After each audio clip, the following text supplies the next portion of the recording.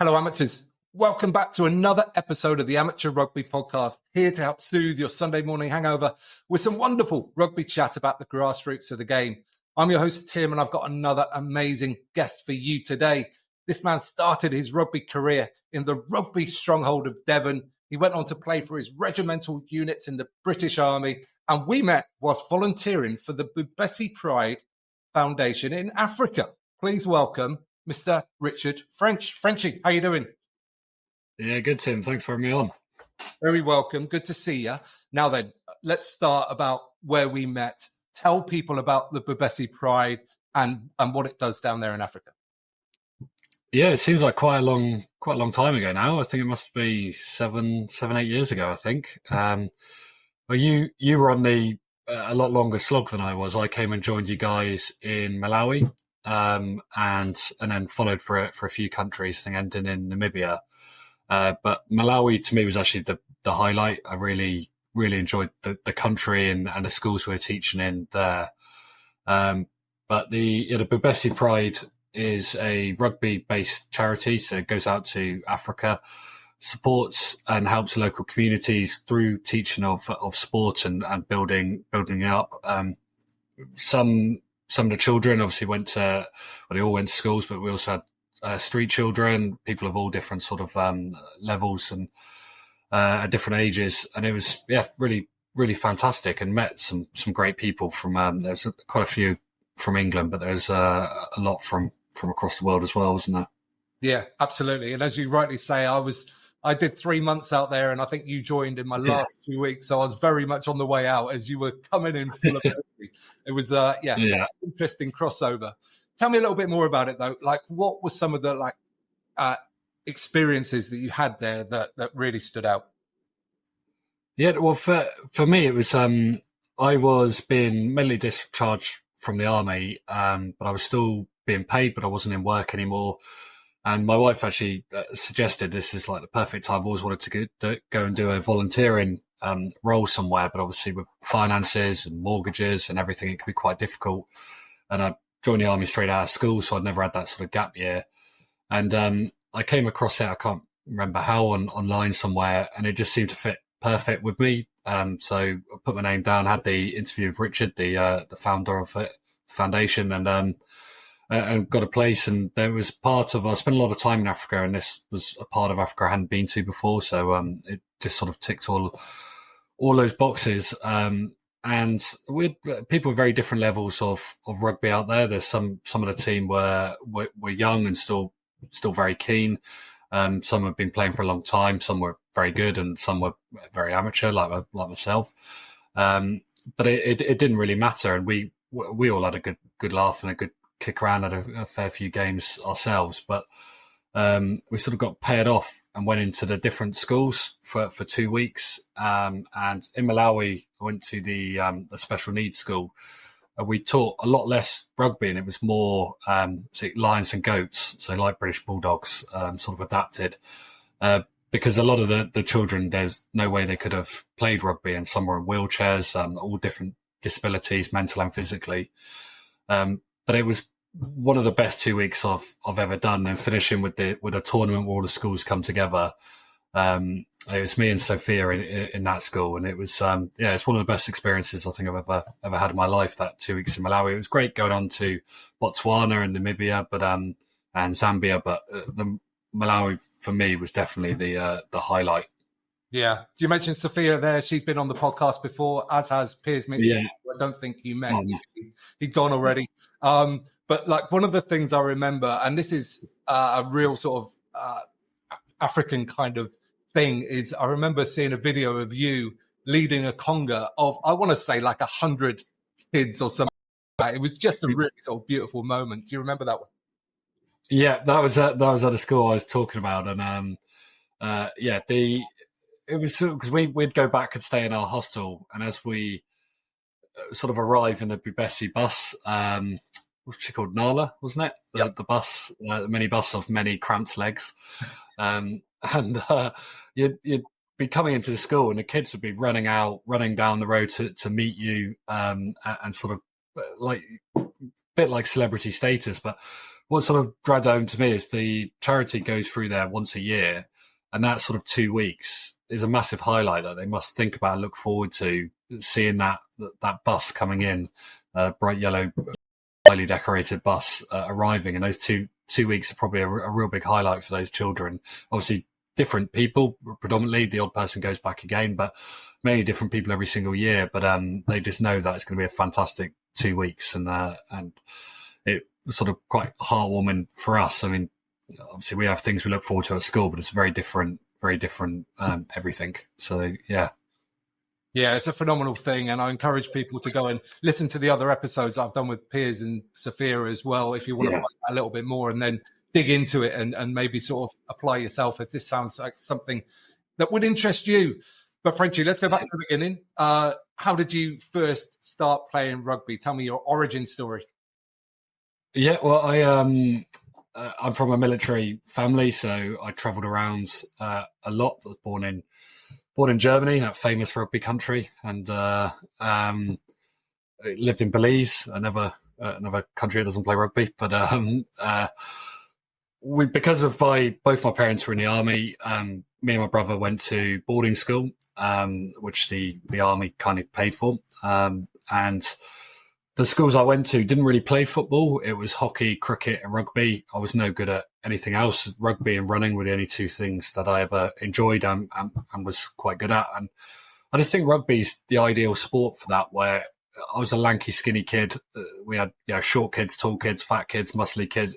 And you literally get lined up at the age of 6 and get put in, you're a second rower is what happened to me, and people get put, and unless you completely change your physique, that's it then for the next 30 years. Like, cool, second rower, that's what I do. But I don't think there's any other sport which every shape and size there is the perfect position for you, and that's why I think it's just the greatest sport. It is really the all-inclusive sport, and love rugby. Always played it. Certainly wouldn't never claim to be the greatest rugby player, but always really enjoyed it. Second row, I tried to move into number 8, but I don't think I had the level to go to number 8. So, and after I got injured, I tried to be a flanker, but flanker's a hard position to get into because all the backs have put on too much weight are all trying to be flankers as well. So it's like the most sought after forward position. So then we moved to England when I think I was about 9 or 10. We moved back here for the first time I actually moved to England. And then we bought a house down in Devon when I was 13. And then so I went to local schools. And again, Devon, the schools I went to had football, but I'd never played football before. So rugby was just the only sport I played. And it was more popular than football. It was the number one winter sport, that's for sure. And then I said cricket and hockey were popular as well, but not anything I was any good at. So just carried on my love for rugby. Got a little bit older, started playing for Bideford. We played Bude a lot, which are sort of main rivals, I'd say. Bude and Barnstable, but Bude, a very good rugby club with the Phil Vickery, famously played for Bude, the dude from Bude. I was enjoying going and playing them. And then at 17, I joined the army anyway, and didn't play much rugby the first couple of years. We're based out in Northern Ireland, but then after that, started playing on and off for battalion with them. And then I went over. I spent a lot of time over in 3 Power, and I played for them as well. And one of my last Afghan tours, we took quite a lot of casualties from the rugby team. Obviously, we weren't playing rugby out there, but 2 of our team, unfortunately, were killed, including the captain, and I think 5, including myself, from the rugby team were wounded. So we came back. This must be 2010, and we did a tour down to the southwest, down to where Daz was from, in Mosul. Played there. And then played all these games all the way back up, finishing in Aldershot, where we're based at the time, against Dougie Darzal, who was also killed, against his old school team. And it was one of the most fun 2 weeks, 3 weeks, can't remember how long it was, that we had. But unfortunately, we turned up against Mosul, and it was the only game we played sober. And we put in a good shift. and we lost to them, but it was quite a close game, and we came away quite battered. They're a very good team. Someone's told me since that name's just gone out of my head. England player, Exeter player over in France now. But he say again, sorry. Jack Nell? Yeah, I think so. So he at the time apparently was playing for them before he played for England, and then he got his break like a year later or something. I don't know how true that is, but that's what I've been told since. But it was a great game, and then afterwards, great sort of drinking. But then the drinking didn't stop. So then every game after that, we were more broken, we were more hungover. And then by some of the games, we should have easily won them, but we lost every single game of that rugby tour because we had players who just couldn't physically play anymore. Bally, who's a Fijian, who's a phenomenal player, but a phenomenal drinker as well. So at the start, he was our key player, and by the end, we weren't putting him on the pitch for long because he didn't have much energy left in him. Not the greatest for rugby, but the greatest drinking experience, and it was so welcome. Obviously, I'm from the southwest. I'm going to say this, but it's such a great place to be. And we were going into Mausel wearing our tops, and Daz and his family are very well known there, and his brother is there, and his wife and children. And we were going to buy an ice cream and getting given them for free. We were going to buy a coffee and get given them for free, and it was just we'd never had that anywhere before. You never expect it, but it was just such great atmosphere all the way through. Played in Bude, played in sevens tournaments. That was like a homecoming for me because I said I played for Bideford, but I kind of live right in the middle between Bideford and Bude, so Bude's quite a close town for me. And then finishing back in Aldershot, where we played in the Army Stadium and with all our team watching. I think we did actually win that game because we were playing old people who haven't played rugby in quite a while as well. I say old, our age, but they weren't really a rugby team. They were sort of pulled together. So I think that was the only game we managed to win. Wow. How many games did you play in that trip? I generally can't remember now. It's a fair few years ago, but I think we played. I think it was 6 or 7. We played quite a lot. We played Yeovil. We played in Exeter. I can't remember who we were playing. It must have been Exeter or Crediton. I think it was Crediton Rugby Club. The sevens. So Bude, we didn't play at 15s. It was sevens games, but a tournament. So lots of them.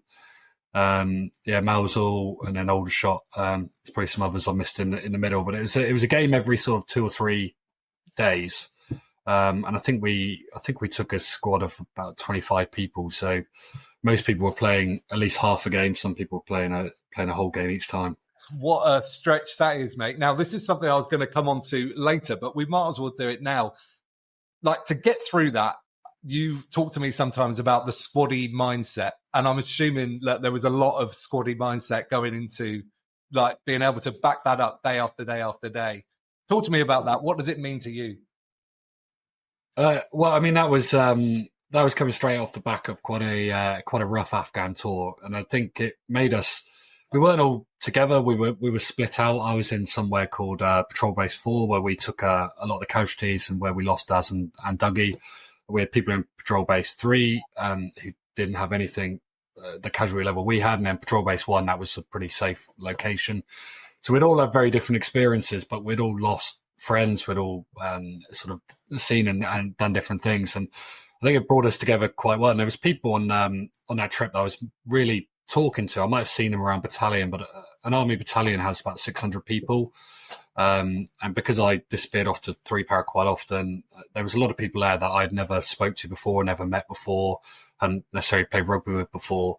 But we soon came together quite closely because we'd still just had that big shared experience. And then we were on another shared experience, obviously combat is a great bonder, but so is sport and so is rugby. So we had sort of had the two of them joining together to make us a team. And it was just great. Like, you could go on rugby tours to Australia and South Africa, and obviously they're fantastic and they're good. And if you said, "Oh, do you want to go down to Devon and Cornwall and Somerset?" it doesn't sound anywhere near as good. But I could not imagine a better tour than that for just being in the UK. It was just so fantastic, start to finish. We're just a bit gutted when it all ended. But we go down to Yeovil quite a lot. It's our manager of our team. who's left the army now. I believe he's a manager down at Yeovil. He's a big dog in the Yeovil club and organises things quite regularly. We're not really playing anymore, but we certainly go down a drink and carry on that side of it, which I think for us in Yeovil was probably more important than a rugby game anyway. So, yeah.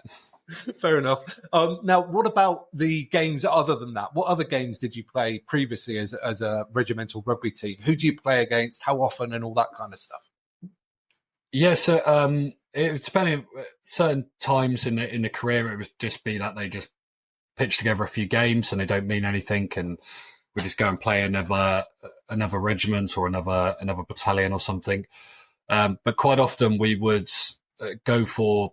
I think it was called the Army Cup or the Infantry Cup, and it would all be laid out just like any sort of club level. We'd have all of these tiers, and we'd have to go and play certain teams, and we get travelled around the country. Obviously, it's a bit easier being in the army because if you get signed off by the regiment, then you're guaranteed to get the time off. You know, you're in work.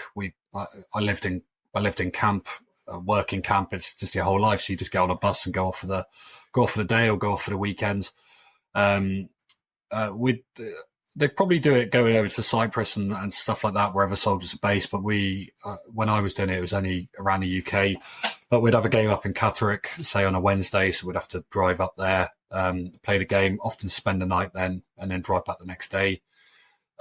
We did play Doncaster. Is it Doncaster Knights? And I don't know why it was set up or how it was set up. We had no intention of winning it, but we thought we'd go and give it a good show. But it was during the Six Nations, and then we all went to the pub to watch the Six Nations the day before the game. And then, so instead of saying that we had to stay dry, they said that we could drink, and then that was just a big mistake. And then the manager was hammered, so he was buying shots for the team. And yeah, I think the ball got kicked off, and we ran over for a line out, and just people were just being sick straight away instantly. And I can't remember the scoreline, but it was a hugely embarrassing scoreline. And what really bugs me about that game is I scored the only try for our team, and as a second rower, I don't get to score very many tries at all. And everyone was so deflated and so hungover that none of my team even clapped or cheered. It was just like, who cares? It's like, but that's my only try. So, But whatever. yeah. But, I mean, I think it's just showing the level of rugby that I played at. It wasn't. It was by no means going down a professional route, but it was good fun. It's good amateur rugby, and there are some very talented rugby players in the armed forces, and if I'd been a little bit better, I would have probably gone to the infantry team. I went for trials but never got in. Then from there, that's an easier step to then get into the army team. And then the sort of main goal for that would be to play Army Navy, which is obviously quite a famous game. A lot of people don't realise that it is a tri-service competition, and the RAF win it a lot. But the other game, so Army versus RAF versus Navy, they're played at the Army Stadium or something like that in Aldershot, and you can go along and watch it. You could tickets used to be free when I was in. I don't know if you pay now, but it's very low key and it's very easy to get into. You just go and watch the game. And then the Army Navy is the big one that's in Twickenham every year that sells out 80,000 people there, and another 100,000 drinking in the streets of Twickenham. But sometimes the RAF have already won the tournament. They've beat the Army and the Navy, and they're the champions, but they're not invited to Twickenham to play the game. It's just Army Navy. And I don't know how that's happened, but it's just the Army Navy that you go to watch. And the RAF team must be quite peeved about that. If they've won the whole tournament, they don't even get to go to the big stage and no one mentions them. So yeah, it must be extra motivation as well, apart from anything else, to go out and, show the Army and the Navy as well. Now, talk to me about that day, though, Frenchie, the Army-Navy game, because you've been to a few of those, I understand. What's the atmosphere like? What's it all about? Yeah, I've been to a fair few. To be honest, I stopped going to them a little bit because they used to be fantastic. It was like going to any game at Twickenham. The atmosphere was great. There was lots of friendly abuse, and it didn't really matter who won. Obviously, you all sit together. Everyone's mixed together, but it used to be just rugby fans that really went, so it had that same atmosphere. But I feel it took a bit of a turn, and the reason I stopped going was because there was a lot of people who went who had no intention of going to the game, who didn't care who won, and then it ended up being a lot of regimental rivalry, drunken, scrapping in the streets. And the last game I went to, they close all the pubs early. I think it's like 8 p.m. or something. And then everyone started getting the train, but obviously you've got the train going one way, train going the other way, and you've got 200,000 people trying to get on them. So it was a bit of a nightmare. But then our regiment started bussing because we were in Windsor at the time. We'd open our sergeant's mess at, I think 6 a.m. or something. And then you got, with the ticket that we'd bought, we got a bacon and egg bap and a pint of lager there. Then we'd get the bus in and we'd go to, you could either go into town and soak up the atmosphere, or you could go and have the drinks in our sort of regimental tent. Then you go to the game, and as soon as the game ended, the bus would go back to Windsor, and then the mess would be open all night, and then you could go out in Windsor. And I just started enjoying that a lot more. I still got to watch the game, but I sort of avoided all the drama, all the transport dramas and everything else. But I mean, hopefully it's a lot better now, but it just put me off those few years. And I'm not sure if that was around the sort of Afghan period or something, but it just turned into quite a different atmosphere there. But in the earlier days when I used to go, they're just fantastic. And it would just be abused. The military police to be on the streets with the civilian police. And it felt like it was the only day we're allowed to shout abuse at the military police, and no one would be bothered. You have civilian police asking them, like, do you want me to say something? They're like, nah, it's fine. This is their one day to shout at us. So, obviously, nothing too abusive, but yeah, certainly some very friendly banter. But yeah, and I just said I'd always go down to the not the cabbage patch, down to the Barmy Arms, and then work your way back up to the stadium, and then do it in reverse order at the end of the day. And I still do that if I get to go along to an England game or anything. Yeah, always like getting down to the riverfront. Yeah, absolutely. Now, you mentioned your regiment there. You were in the Coldstream Guards, and I did a bit of research, mate. I understand that's the oldest continuously serving regiment in the British Army. Is that something that you're aware of when you're in it? Yeah, it's drummed into you a lot. So, I mean, every regiment you join, I assume corps have similar things, but in the infantry, you join. Predominantly, people join straight out of school. So 16, 17, 18 is where most people go. And then you do your phase 1 training, and then we go up to Catterick for your phase 2. Changed now, it's all in Catterick. But when I joined, that was the way. And your regimental history is something that gets hammered into you all the time. And there are things called shining parades, certainly in the Guards, where you have to sit around in the evening, all of you in a corridor, and cleaning your boots, cleaning your brasses and stuff. And the only thing you're allowed to read, there's no music or anything. You just read regimental history, or you ask each other questions. It's pretty bleak. The army is not like this. This is just a hideous bit of training to nail it into you. And it's all about Victoria Cross winners, battle honours, dates you're in. Because when you do the drill parades, they, as well as having to have all your kit immaculate and get inspected, they also go ask you regimental questions and get points marked against you if you don't know the answers. But it's something something they're very proud of. It's one of the reasons I joined the Coldstream Guards, as well as the recruiting sergeant lying to me in the office, as they famously used to do. But I wanted to join a regiment that people had heard of outside of Devon, where I was joining up in Barnstable recruit office. And obviously the troop in the colour and stuff is very famous, but that's just one side of it.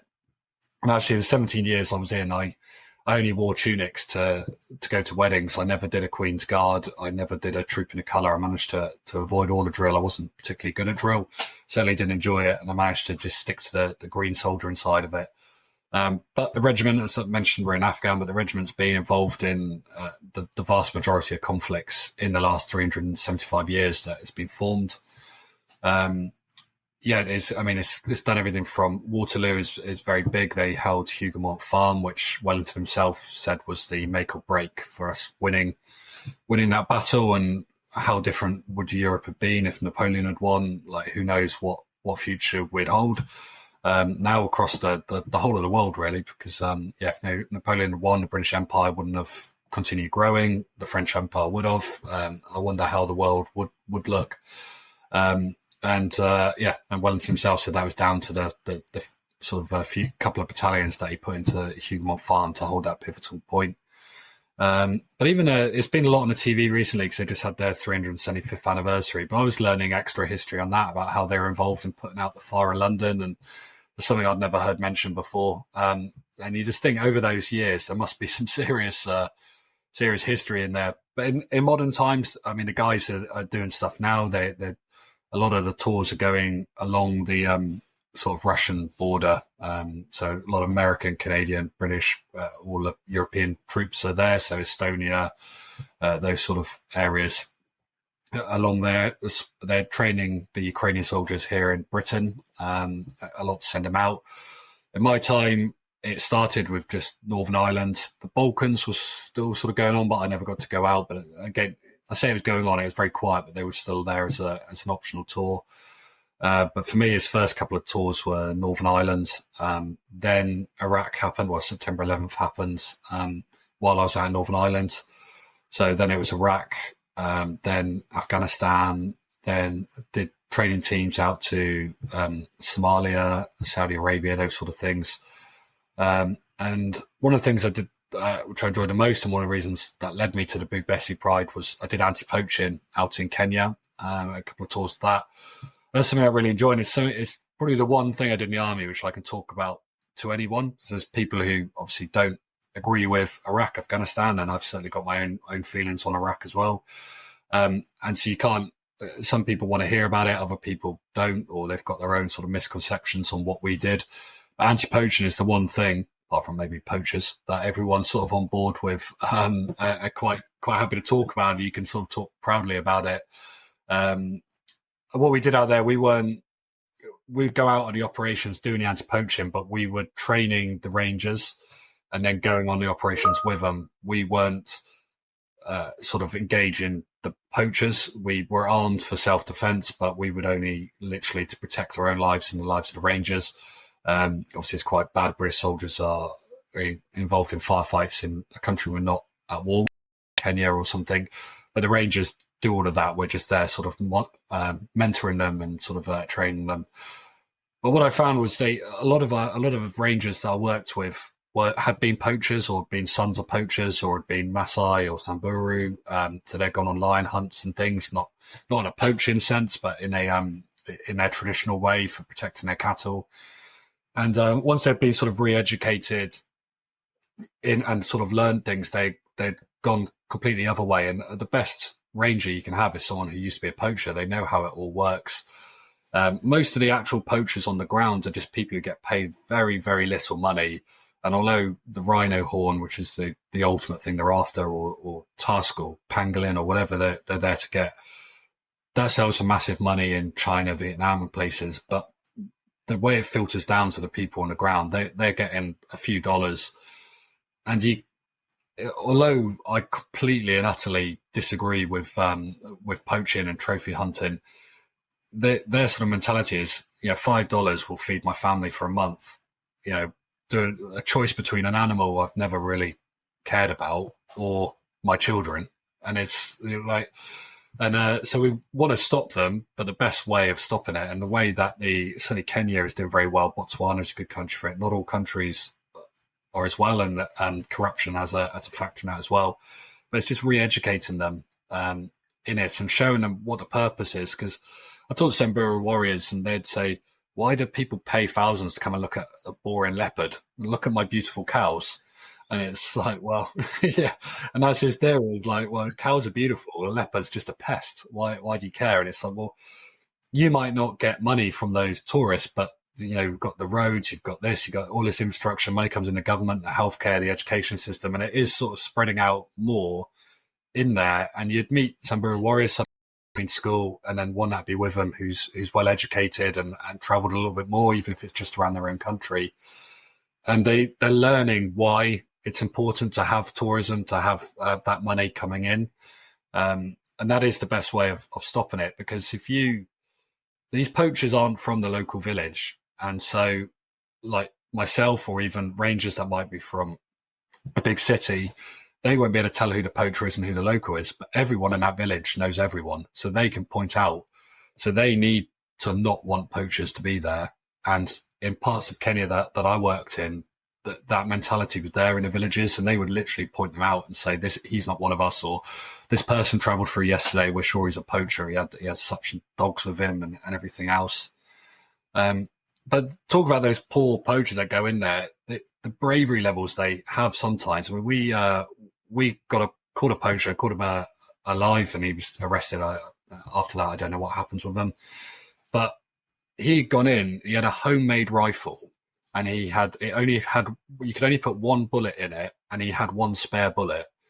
And he had a dog, but his dog had been killed. We found his dog first. It had been I think it was Croc or something. I got it. So we found remnants of his dog when we were trying to track him.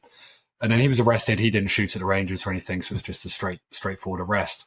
But we're looking at this weapon, and we thought, he's come in here at night time on his own, yeah, with a dog, but it's more of a tracking dog than a fighting dog. And in that national park, you've got 100 rangers who are pretty heavily armed, and they're very wary because a lot of rangers get killed by poachers, so they're very wary and stuff of the poachers.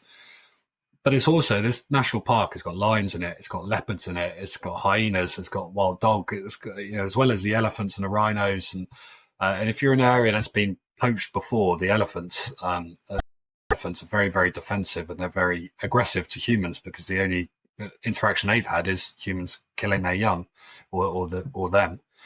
And he's willing to go in there at night time with one bullet, with a homemade gun, which, is it going to shoot or is it going to blow up in your face? But that just shows the bravery, yes, but I think it's more the desperateness of them. How desperate are you to do that? Because I can't imagine any situation where I'm going to be willing to do that in the middle of Africa. So no. How long did you spend out there, Nate? Well, I did the first time I did it was just for 6 weeks, and then I went and did a 6-month stint out there, which was the main one I did.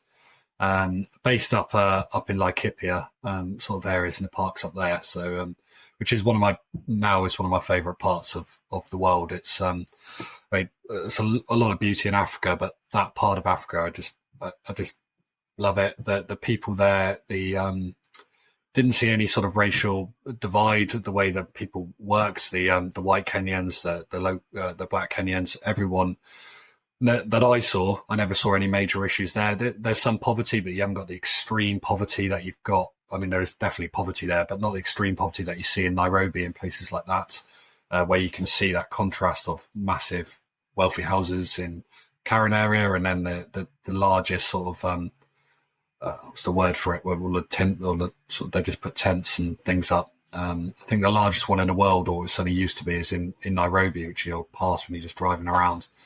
But there was far less of that up there. But the scenery, you're in the foothills of Mount Kenya, so it's very, it's like Yellowstone, the TV show with the park, but you've got rhinos running around in there as well as horses and cows. It's and that's the stronghold for the black and the white. So the hook clip rhinos, the black rhinos. There's quite a lot there. Some of the parks, like Lewa, have about 80, I think, in there, as well as white rhinos. So it's a good.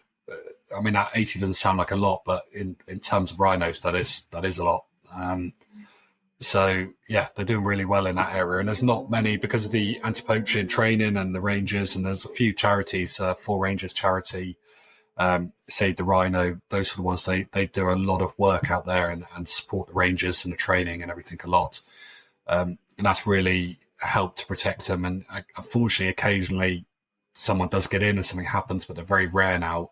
Whereas in other parts, in places like South Africa and stuff, it happens a lot more with them getting wiped out. And civil war is a big factor. I think it was in South Sudan that they had this big rhino repopulation program, and it'd been going for a couple of decades, and they'd got numbers up to the best they'd ever been in the last 100 years. And then when the war happens, within a couple of weeks, all those rhinos were dead because the poachers just come in and offer the warlords, we'll give you a load of money to go kill these rhinos, or let us go kill them. And they're just like, yeah, great. That's money for us to spend on whatever, or weapons or drugs or whatever. And they just wait for something like that to happen. And they're straight in because they don't know how long the conflict's going to last. So they're straight in, do it, straight out. And the main issue that I see, I know this is very un-rugby related that we're talking here, but good. The biggest issue is countries that have legal rhino horn have legal ivory. They limited countries like China, and I'm going to get the figures completely wrong here, but it's something like 500 kilograms is legal or something like that. It could be a lot more, a lot less, but there's a set legal amount. But you can't, once there's a legal amount, then you can't police what's legal, what's not legal. It's very hard. So you can walk into one shop in China and they'll have the entire country's worth of legal amount in that one shop. And there'll be 20 shops on the same street in that one place. It's just like saying, oh, we can have, you can have 1 kilogram of legal cocaine in this country. And you're like, well, this is the legal kilogram. It's the rest that's illegal. You can't, how do you tell what's what? And as long as there are countries where the biggest demand is, which is China, Vietnam, that area, when it is legal there, then you're never going to be able to stop it. It's worth so much, particularly rhino horn is worth more than gold or anything. I know America passed a lot of laws and China had passed some laws to make it harder.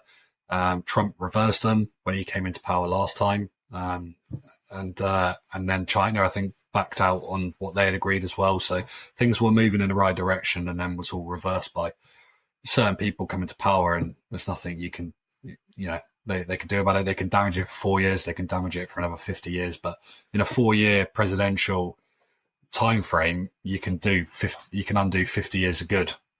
So it's, yeah, it's heartbreaking, isn't it?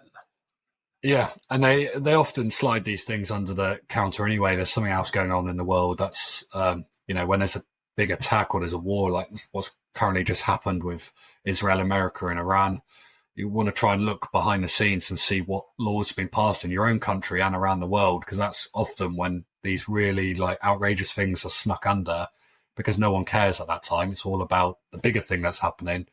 And then that's it. Once it's in, it's like, oh yeah, well, that's been in for months now. Who cares? Yeah, so... Yeah. If people are listening to this, Frenchy, and thinking, how can I help? What would be the best thing for people to do? Generally just support charities like For Rangers and Save the Rhino. I mean, there's lots of other good ones out there, Tusk and everyone, but they're two charities that I've supported in the past. And I've seen their work in Kenya, both as a runner, being out there and running with them, and doing anti-poaching, but through the British Army. There are plenty of other ones, but do you research, let's say it's about any charity, like veteran charities, there's loads of really good ones, but there's always a couple of dodgy ones in there. So just do your research on them. If it's someone like Save the Rhinos, like Tusk, they're great charities, and they do a lot of support out there. And it's not just you give them money and they give money to the government of an African country and then it just disappears. You don't know where it goes. They've got programs out there. You can physically track and watch what they're doing, follow them on social media, interact with them, go do some of their events, whether that's fundraising events or just if they've got organised events. And I think charities like For Rangers now, if you've got the money and you want to go on a really good safari holiday, they do those now where all the profits go into the charity. Obviously, safaris are very expensive, so they are expensive trips. But if you can afford to do it, that money doesn't go into some company's bank, some CEO's wage. That money goes into the charity. So all the money will go into the local area, the spending, the money that needs to be spent, and then all the profit will go into the charity, protecting the wildlife that you're there to see. And it's a sad case of affairs because you can go around and they can name every elephant on site, every rhino on site, from the shape of their tusk, from their size. And at first you think it's amazing, but then it's not. It's sad because there isn't enough of them left. That's how they can do it. You go back 100 years, they would never be able to do it. But big tuskers, I think there's only sort of 40 or something left in the world now. And obviously they, just like with any animal, it's their tusks are genetic. So the big tuskers are more likely to breed big tuskers. But as the big tuskers could be wiped out, there's less and less of them being born, and a lot of elephants being born with very small tusks. But it doesn't put off poachers a lot of the time. I've seen it where, and I've certainly heard stories where they will track rhinos, which could take days. And then the rhinos have been dehorned in a place like South Africa where they've tried this, and they've killed them anyway. And you think, why have they killed them? And it's like, because then next time they come in, they don't track those same rhinos again that are useless to them. So they would just kill them for the sake of it. So next time, because it's a big risk for them, as we spoke about earlier, so they just come in again to and try and get one with horns. It's pretty Yeah. It's pretty horrendous when you're out there. And these rangers know them all. And I remember one of them explaining it. It's like someone breaking into your house, killing your dog, and then completely mutilating him so they can sell it to someone else. That's where it feels to them, because they interact. They've only got 20 rhinos and they see them every day and they protect them and they look after them. And they feel like their rhinos are almost pet. They're not completely wild in a wild area, but they got that same relationship with them that they do with their working dogs. Not something, obviously, someone like me experiences, but for those people who live there, who are born there and are there every day, it's pretty heartbreaking stuff. Yeah, for sure. Okay, people listening, if you want to get involved, we'll link all of that, excuse me, in the show notes below. But let's move on, Frenchie. You mentioned running there. Yeah. Something that we both share a love of. Tell me about some of the running events you've done and, where it's taken you. Yeah, well, so I was medically discharged from the army after being wounded, and I never wanted to leave, and it was a bit of didn't really know what to do when I left. And I had within a few years after leaving, I had quite a few sort of struggles and went down into a really sort of dark place, and I was thinking of doing some pretty silly things. And it was one of my friends, actually, or my wife phoned them, and then they phoned me, and they came round. We had a few whiskies and a good chat and stuff. And I went for a run the next day, and I say a run, it was like, I still pictured myself as a 28-year-old super fit person. I put on a lot of weight after working at a desk for a few years, and running probably about 3 or 4 years at that point. So I think we did about 2 or 3K, in which I felt like I might die at any moment. But I got back in, and just being a typical bit of an idiot, you sort of go, yeah, I might get into this. So I'm going to research some runs to some marathons or some ultra marathons. And before you know it, I was signing up to my first ultra when I couldn't even run a 5K at the point. But I'm one of those people, and I know a lot of people are the same. You need a target. I can't just train for the sake of training. There needs to be something at the end of it to motivate me and to make me get out there. And when it's a bit miserable or I'm a bit tired, like, well, look, if I don't run today, I'm going to feel it in a month's time, or I'm not going to get that PB, or whatever the motivation is to get people out there. But I found that I did quite a few road half marathons. So I'd done a lot when I was younger. And I ran quite a few in the rhino suit for Save the Rhinos, which I quite enjoyed running it in the rhino suit. I mean, it's hideous. It weighs, I think, 10 to 12 kilograms, but it's not the weight. That's the problem. The head moves, so you have to hold the head, so your whole running stance is off as well. But they're so hot. It gets absolutely red hot in there. I think the first time I wore it, it was freezing and everyone was complaining of how cold. It was on a half marathon. And I was warm, stood at the start line, so I thought, it's not going to be a good day. And people are literally running around in coats and gloves, and I'm sweating like mad. And then I also realised I couldn't get water and food inside from the checkpoint. So after that, I had to get a vest with Camelback and stuff to make up for it. But then I signed up for an ultramarathon out in Kenya, because I thought, I'm only going to run one in my life. Tick it off the bucket list. I thought, go back to the area. It was through all the national parks up in Laikipia that I just spoke about. All the profit and all the fundraising went straight to support those charities. I thought, this is ideal. It ticks all my sort of boxes, and I'd do it. Also, the completely wrong mentality. My wife was pregnant with our daughter, our first and only child, and I was like, well, this is a great time to sign up to an ultramarathon and get training. And then I was like, well, I get 3 weeks off work when a baby's born. I'm going to get loads of really long runs in that 3 weeks, because I mean, there can't be a lot to do with a new baby around. They sleep all the time, right? So obviously I got 0 runs in and I didn't get a lot. And the Kenya race, for me personally, was like my worst performance ever. I made it to the end, but in a really bad way, and ended up in hospital with infected blisters and all the rest of it. But the experience and the actual race was fantastic. It was just, I think day 1 I came in like 24th. And then day 5, I was the last person to cross the line, where I could only walk the 28 miles on that day. I couldn't run a single step. I just hobbled like mad. But the company was fantastic. The race organised fantastic. The crews, we were protected because every step was in a national park. So we had 100 rangers, 2 helicopters and a plane protecting us from the wildlife, because everything's there. And as much as you want to see it, people are like, well, they're scaring away the wildlife, because it might eat us or step on us.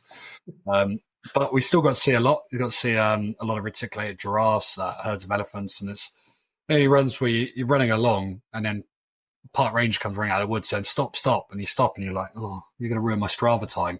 And then like 7 elephants run across the road in front of you, and you're like, that's fair enough. Yeah, it's worth the Strava wait for that one.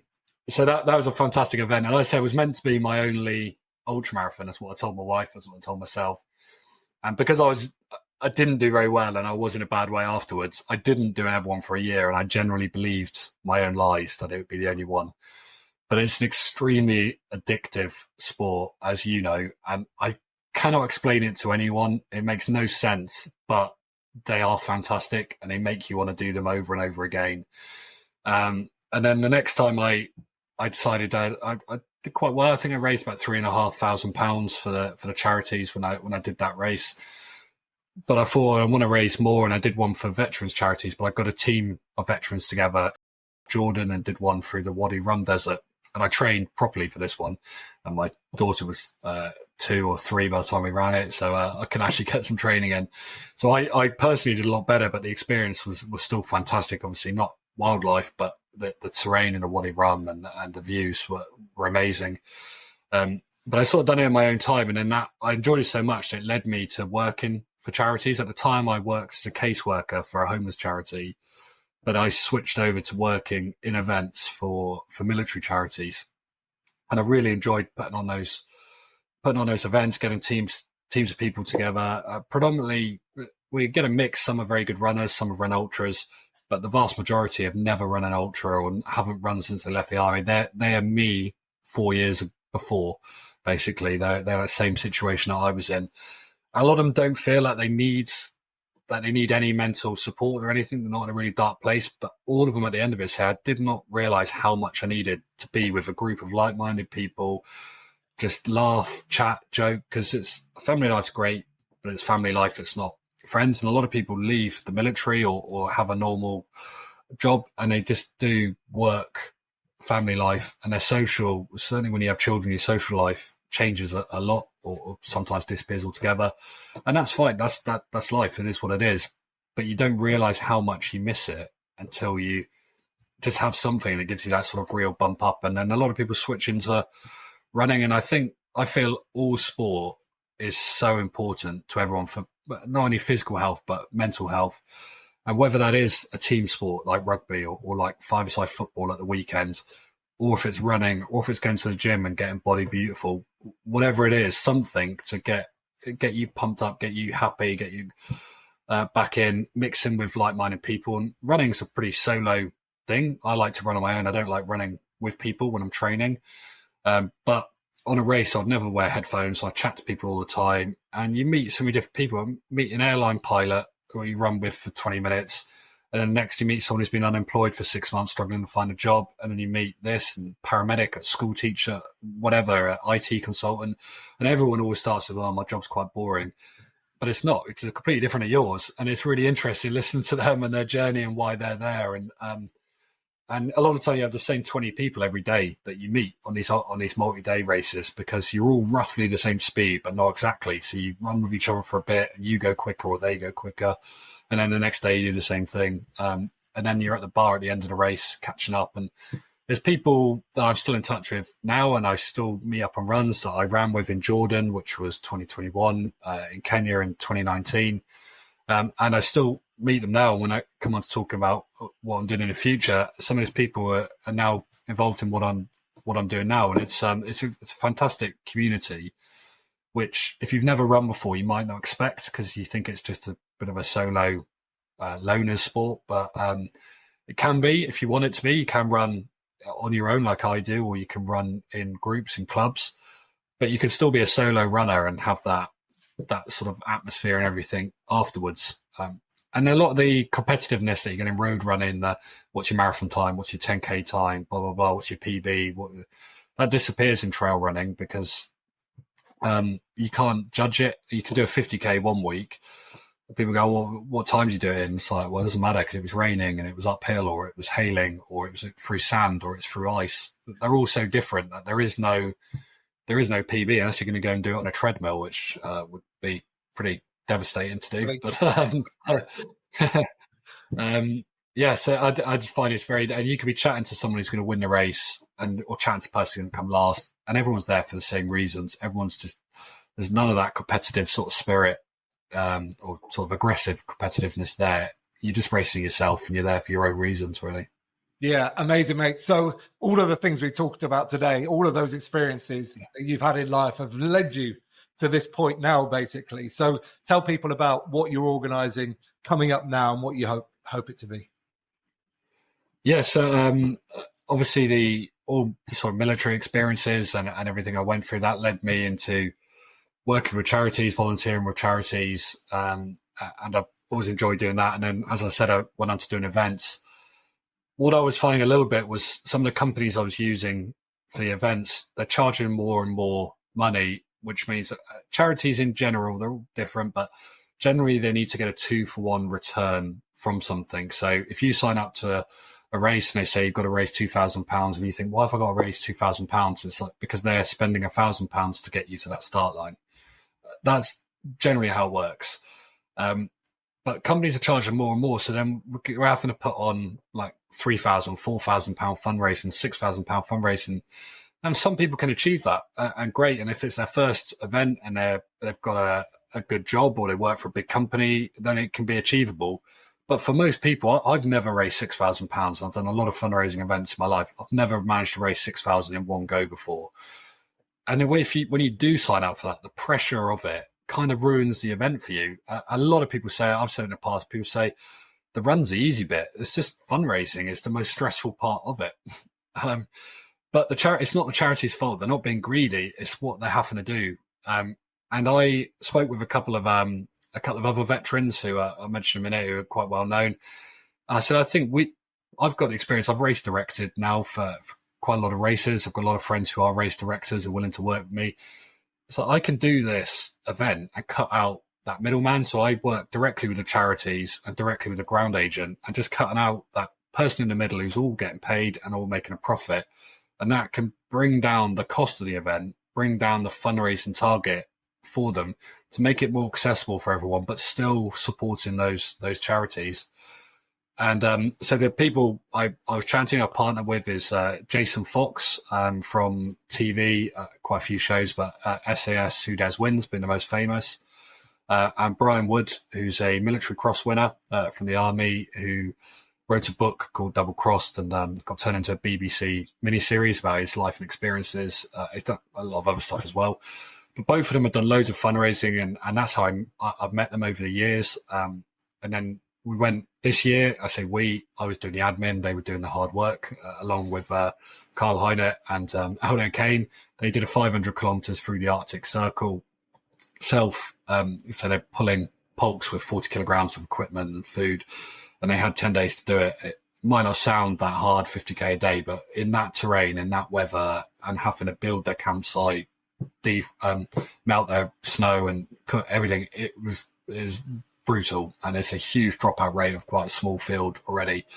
But they managed it. They're the first team to ever complete it as a team. Everyone who's tried to do it as a team has always failed. Individuals obviously complete it. But then we did that earlier, and then that sort of that was a byproduct because we were already talking about setting up Ultra for charity. And then he said, look, let's do this first, and then we'll go on with Ultra for charity. And that's where we're at now. And the idea being that we're going to put on a race in 4 different biomes. So we started with the desert, mountains is next, then ice, and then jungle. And we have 4 charity partners. At the moment, there's only a desert race available, and it's for veteran charities. But eventually, when we're up and going fully, you'll be able to choose between veterans charities, children's charities, cancer charities, wildlife charities. And then you pick the race you want to do. So each year, the race, the desert race this year is for veterans. Next year, the desert race should be for children's charities, and the mountain race is for veterans, etc., is all going in. The fundraising target and the cost will be slightly different for each race. You imagine it costs a lot more to go to one country than another country, and safety and stuff in the cold compared to the heat. It's a lot of different costs. But at the moment, it's £250 on the early bird, £300 sign up for the desert. And that includes all your accommodation, your transfers, the race, medical team, therapist team, medals, everything in there except your flights. You just book your flights, pay that, then you're in. And then the fundraising target for this one is £750. Again, it might change slightly with the others, but it will always be kept as low as we can. You compare that to something like the London Marathon, £2,500 on average, and you're obviously just in London. So it gives people like mini adventures, and the whole idea is the whole thing is 4 days. So you leave the office on a Thursday, you come back on a Monday. People are like, "Oh, where were you yesterday? Hungover?" No, I was running through the desert with Jason Fox to raise a load of money. It's just like those mini adventures like we always say we're going to do, but by the time we get to a chance to do it, we're too old or too broken or got paid a mortgage, whatever. So it gives people a chance to have those mini ones and still support those charities, but without breaking the bank, without absolutely nailing all their friends and family for huge amounts of fundraising, but still getting the right aim at the other end of it. One other thing, mate, on that, what are the distances? What distances are you running? Yeah, good point. So the sort of headline, the biggest distance is 100 kilometers. Well, it's split into 2 days. So it's 50 kilometers on day one, 50 kilometers on day two.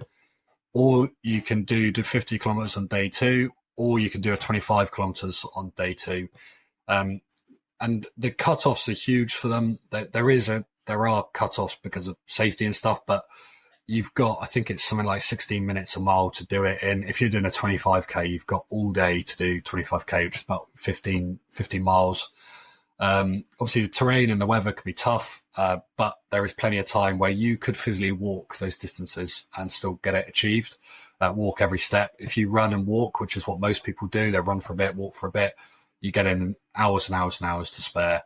There's checkpoints every 10 kilometers, which will have a medic, a therapist, like an osteo or physiotherapist who can sort out any niggles, injuries, a medic who could tape up any blisters or anything like that.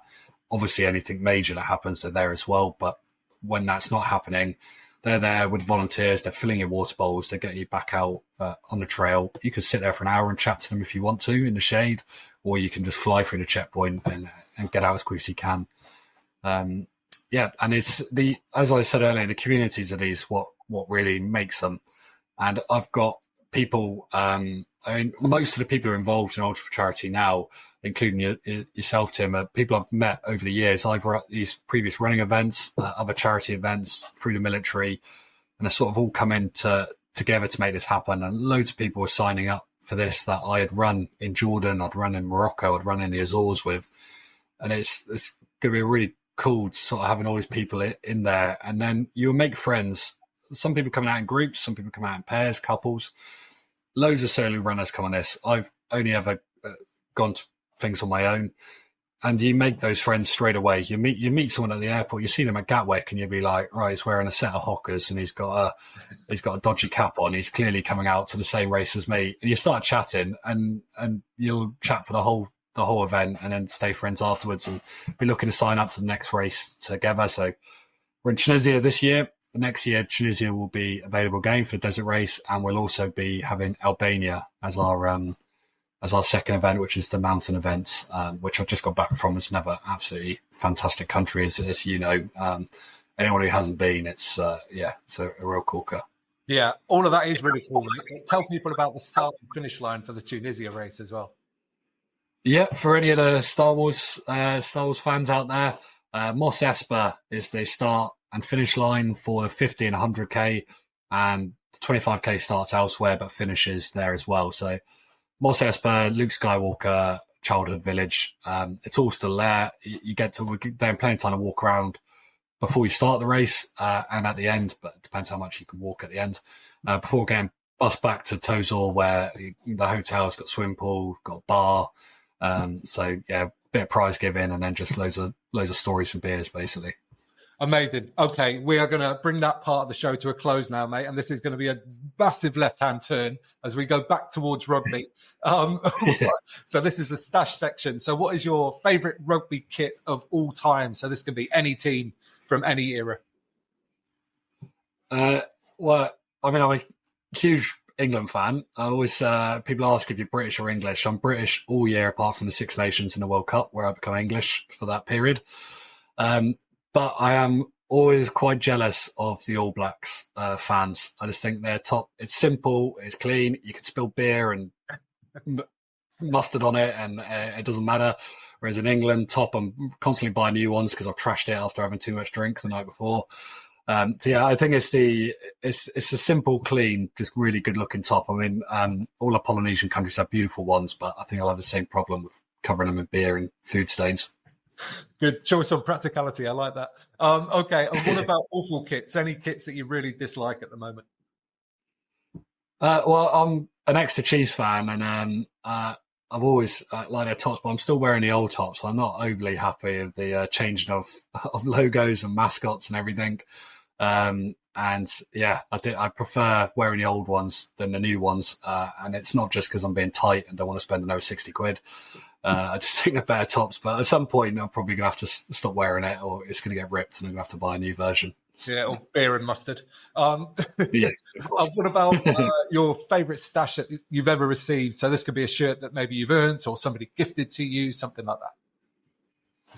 Yeah, I've got a friend from Fiji who we served with together. A very good rugby player, but his family has got some very good rugby players in there. And Rocco was his cousin. And he got me a strip from him, which I don't really wear because it's not my country one, but it's just a great top to keep. So I've managed to have that. And I think that. And then I also got a signed autograph from Martin Johnson, where it's an Afghan. He sent someone else. It's not a signed shirt, just a photo. But yeah, it's Martin Johnson. I know managers come and go, but it's Martin Johnson. So, yeah. Absolutely. Okay, mate, as we bring this to a close, is there sort of anything you want to say about any of the topics that we've mentioned to finish off? No, the only thing I just finish with is I know a lot of stuff I spoke about is mental health. My own, other people's it's easy to lose touch with doing sport and doing physical activities. And then it's hard to get back into it, especially if you're out of shape. You might be embarrassed to turn back up. Maybe you used to be fit and whatever, but it is so important. And that can be rugby, that can be anything, running, whatever, cycling, if you want to block up the roads. But no, get into a sport. Just get something. Get some people go walking where you walk from pub to pub and you still get to have a beer and a social side of it. But just getting out in the countryside or in a field, and just get some sort of fizz done and some socialising around it, and it will just help so much in keeping you happy. And then once that happens, I find that everything else sort of falls more into place, whether that's family life, work life. If you're stressed out, it all falls apart and you don't know why. And just getting that sorted. And I truly believe sport is the only way, or physical activity is the only way of really keeping that honed in. 100%, mate. I completely agree. And if people want to find out more about Ultra for Charity and all the things you're doing there, and maybe even enter a race, how would they do that? Yeah, so the website is just www.ultra4charity.com. Or on social media, or if you follow Foxy or something already, you'll see posts on his and his bios and things. But yeah, it's nice and simple. Find a website, find a Instagram or Facebook, because I'm old. They're the only two we're on at the minute, but I'm not sure we'll join other platforms in the future. But yeah, check it out. You can still sign up to Tunisia in October this year if you want to. If not, watch that, and then we'll be releasing Albania, Tunisia for next year and future races sort of towards the end of this year. Fantastic, mate. And for people listening, I'm going to make it really easy for you. All of that is going to be linked down in the show notes below and at amateurrugbypodcast.com. So, Frenchie, mate, that was absolutely brilliant. Thank you so much for your time today. No, thank you very much for the opportunity. Cheers. Very welcome. All right, there he goes. Wow. I mean, we started with rugby, but that went to all kinds of different places. Wonderful stuff. Just got to back up Frenchie's advice there at the end. Get out and do something. And in fact, as soon as I press stop on this record, I'm going to stick my trainers on and go out for a run myself. And also, yeah, go and look at Ultra for Charity. It's super affordable. And the mini adventures that Frenchie talked about there, when you turn up at the office on the Monday, you will have one heck of a story to tell. Okay, we are deep in Lions territory at the moment as well. The Lions tour is going on and I'm putting a load of content over on the YouTube channel, and it's It's getting some great conversations in the comments section, so make sure you get over there, get subscribed and get involved in the conversation. And if you've enjoyed this podcast, you can do all the social media stuff, the likes, all of that stuff. But what I really like is if you mention it to someone in person the next time you're down your local rugby club. But until then, get out and play.